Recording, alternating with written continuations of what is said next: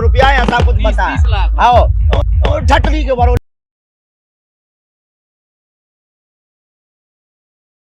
के इस चैलेंज में जब बागेश्वर बाबा को सामने लाया गया तो उन्होंने कुछ ऐसा किया जिसे सुनकर आपके रोंगटे खड़े हो जाएंगे।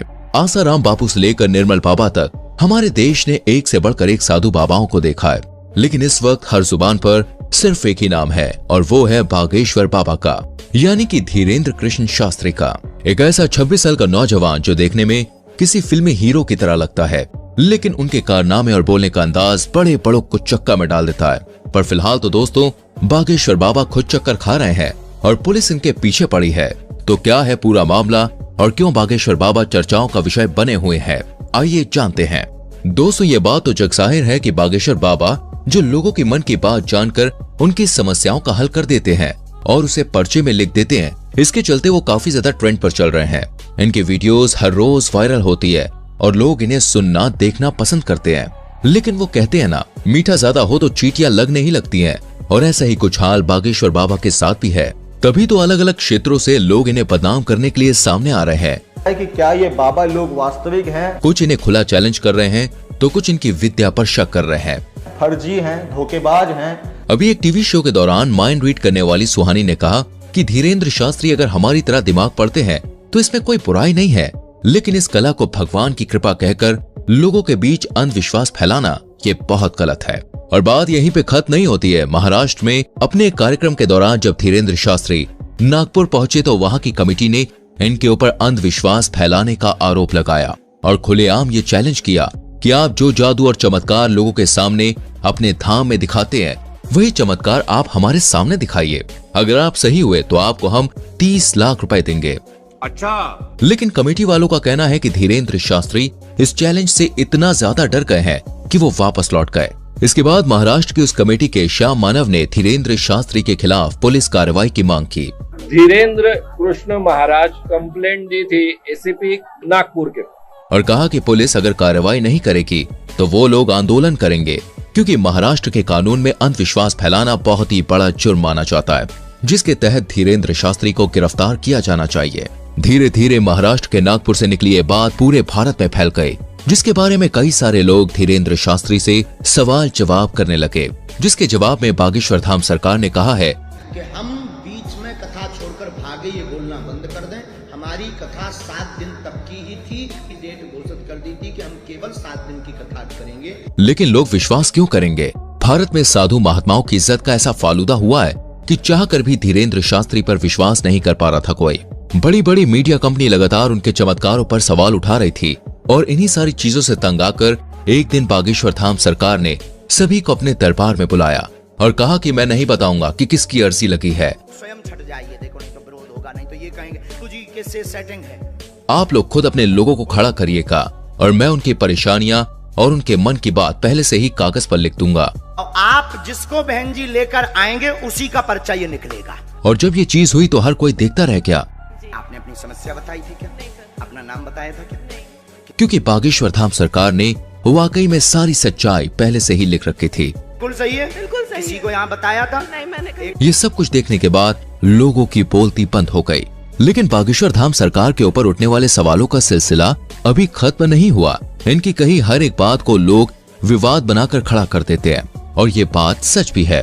आज बागेश्वर धाम सरकार इतना बड़ा नाम बन चुका है कि जो कोई भी इनका नाम लेता है वो खुद ही फेमस हो जाता है। बड़े बड़े न्यूज चैनल घंटों केवल इन्हीं के बारे में बात करते हैं और लोग बड़े मजे से सुनना देखना पसंद करते हैं। अभी कुछ समय पहले जब बागेश्वर धाम सरकार ने बुलडोजर चलवाने की बात कही थी तब भी काफी ज्यादा कंट्रोवर्सीज खड़ी हुई थी, जिसके बारे में एक इंटरव्यू में जब धीरेन्द्र शास्त्री से पूछा गया तो उन्होंने बड़े साफ शब्दों में कहा कि धर्म और ईश्वर उनके माता पिता के समान है और अगर कोई उनके माता पिता पर पत्थर मारेगा तो वो भी शांत नहीं रहेंगे। धीरेन्द्र शास्त्री की इन बातों से साफ जाहिर होता है कि वो लोगों के सामने किसी फिल्टर के साथ नहीं आते हैं, बल्कि जो अंदर से है वो बाहर से भी दिखाते हैं।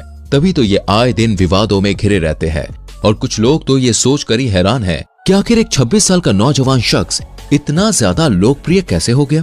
कैसे करोड़ों लोग आज उसके भक्त हैं और उसके धाम पर लोगों की लंबी लाइन लगी रहती है? तो दोस्तों इसका सीधा सा जवाब है ईश्वर की कृपा। जी हाँ, वो कहते हैं ना, ऊपर वाला अगर किसी पर मेहरबान हो जाए तो मिट्टी भी सोने में बदल जाती है। और धीरेन्द्र शास्त्री तो खुद को बालाजी महाराज यानी कि हनुमान जी का सबसे बड़ा भक्त कहते हैं। मध्य प्रदेश के छोटे से गांव में जन्म लेने वाले धीरेन्द्र शास्त्री के दादाजी भी पूजा पाठ का काम करते थे और बागेश्वर धाम लगाते थे, लेकिन इनके दादाजी उतनी प्रसिद्धि प्राप्त नहीं कर पाए जितनी आज धीरेन्द्र शास्त्री ने कर रखी है। इनके पास कुछ ऐसी शक्तियां हैं जिनकी मदद से आज ये सामने मौजूद व्यक्ति के बिना बताए ही उनकी परेशानियों को समझ जाते हैं और उसे पर्चे में लिख देते हैं। बागेश्वर बाबा ये तक समझ जाते हैं कि सामने वाला सच कह रहा है या फिर नहीं। उनके द्वारा पर्चे में लिखा गया एक एक शब्द 100% सत्य होता है, जिसका सबसे बड़ा प्रमाण यह है कि आज तक इन्हें कोई भी झूठा साबित नहीं कर पाया है। मीडिया से लेकर पुलिस वालों तक लोगों ने इनके खिलाफ खूब बातें की, लेकिन उन बातों को साबित करने की हिम्मत आज तक किसी में नहीं हुई। असल में होता यह है कि जिस किसी भी शख्स की अर्जी को बालाजी सरकार स्वीकार कर लेते हैं, उस व्यक्ति को या तो उसके परिवार के किसी भी व्यक्ति को लगातार 2 दिन सपने में बंदर नजर आते हैं। और ये कोई कही सुनी बात नहीं है दोस्तों, बल्कि जितने भी लोग अर्जी लगाने आते हैं उन्होंने खुद इस बात को स्वीकार किया है। लेकिन अब मीडिया वाले कहाँ लोग कि भाई बात मानेंगे, उन्हें तो हर चीज का सबूत चाहिए होता है। इसलिए कई सारे मीडिया हाउस वाले बागेश्वर बाबा के दरबार में भक्त बनकर भीड़ में इकट्ठा हो जाते हैं ताकि देख सकें कि धाम के अंदर असल में होता क्या है। लेकिन चमत्कार देखिए, जब जब मीडिया वाले दरबार में आए तब तब बाबा उन्हें पहचान लेते हैं और उनके पोल सभी के सामने खोल कर रख देते हैं। ये सब कुछ देखने के बाद मीडिया वाले भी बाबा के सामने घुटने टेक देते हैं और चुपचाप वहां से 9-2-11 हो जाते हैं। ये चीज 1-2 नहीं बल्कि सैकड़ों बार बागेश्वर धाम सरकार के दरबार में हो चुकी है। बागेश्वर धाम एकमात्र ऐसा धाम है जिसने साइंस और टेक्नोलॉजी के भी होश उड़ाकर रख दिए हैं और लोग अभी भी सोचने पर मजबूर हैं कि आखिर ये सब कैसे हो सकता है। क्योंकि अगर धीरेन्द्र शास्त्री से पूछा जाए तो वो साफ कहते हैं कि ये सब कुछ उनके दादाजी और हनुमान जी की कृपा की बदौलत है।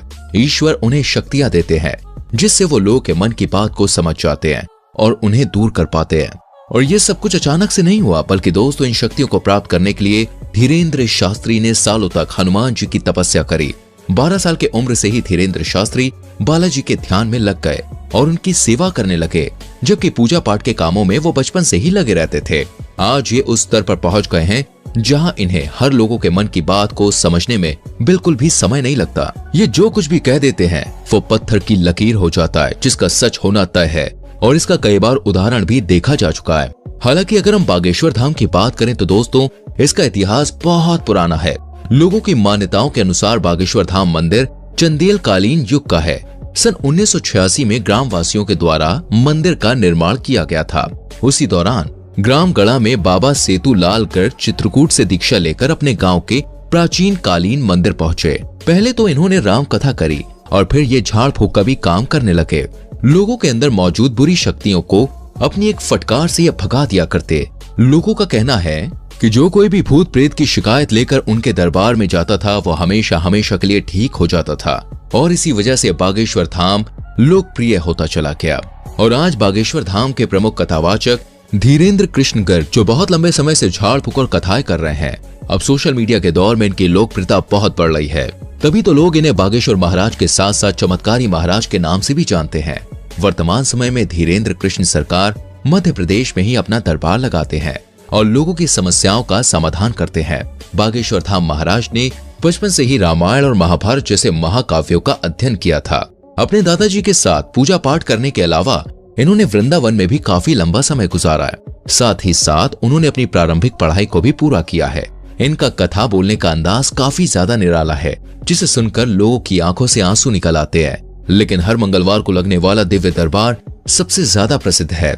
बाकी आपका इनके बारे में क्या विचार है, कमेंट में हमें जरूर बताएं। इस तरह की वीडियोस लगातार देखते रहने के लिए चैनल को सब्सक्राइब करके बेल आइकॉन प्रेस करें, जिससे आने वाली वीडियोस आपसे मिस ना हो। मिलते हैं अगली वीडियो में, अपना ख्याल रखें।